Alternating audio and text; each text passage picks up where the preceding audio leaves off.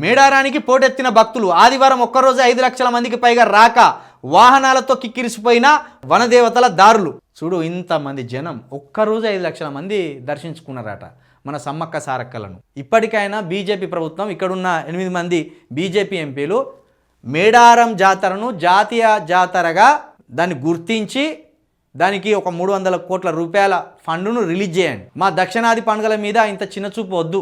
ముఖ్యంగా మా తెలంగాణ సమ్మక్క సారక్కలు అంటే మా బహుజన దేవతలు. మరి వారి విశిష్టతను తగ్గించొద్దు, వాళ్ళ ప్రాధాన్యతను తగ్గించొద్దు. కాబట్టి మా తెలంగాణకు సంబంధించిన వనదేవతల మీద మీకు ఏమాత్రం గౌరవం ఉన్నా, ఏమన్నా బాధ్యత ఉన్నా, ఇప్పుడు సోమనాథ్ టెంపుల్ దగ్గర ఏ గౌరవం అయితే మోడీ గారు ఇచ్చిందో, శివుడికి ఏదైతే గౌరవం ఇచ్చిందో సేమ్ గదే గౌరవాన్ని మా సమ్మక్క సారక్కలకు కూడా ఇచ్చి పెద్ద ఎత్తున నిధులు రిలీజ్ చేసి ఈ పండుగని ఇంకా అంగరంగ వైభవంగా జరుపుకునే ఒక అద్భుతమైన అవకాశాన్ని కలిగించండి. శివుడు ఎంత గొప్పవాడో, రాముడు ఎంత గొప్పవాడో, మా వనదేవతలు, మా ఆడబిడ్డలు కూడా, వాళ్ళకు కూడా అంత గౌరవం ఇవ్వండి, అంత ప్రాధాన్యత ఇవ్వండి. మా తెలంగాణకు సంబంధించిన ఆడబిడ్డలను చిన్న చూపు చూడొద్దు. 300 కోట్ల రూపాయలని రాష్ట్ర ప్రభుత్వం అడిగింది.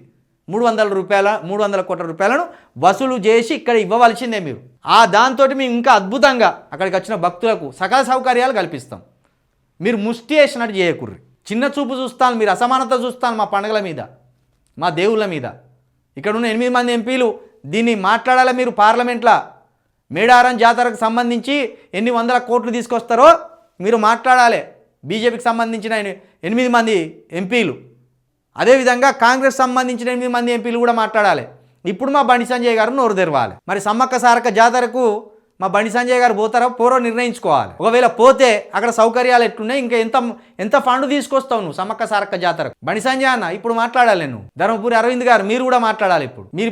ఇప్పుడు మాట్లాడకుండా కొందరి దేవుళ్ళ విషయంలోనే మాట్లాడి, ఆ కొందరి దేవుళ్ళ విషయంలోనే ప్రజలను సెన్సిటివ్ చేసి యువతకు వెర్రెక్కిచ్చి ఓట్లు దండకపోవాలని కాదు. సమ్మక్క సారక్క జాతరకు ఒక్కరోజే 5 లక్షల మంది వచ్చిందంటే ఎంత క్రౌడ్ ఉన్నది, ఎంత జనసాంద్రత ఉన్నది, ఇక్కడ ఎన్ని సౌకర్యాలు కల్పించాలి.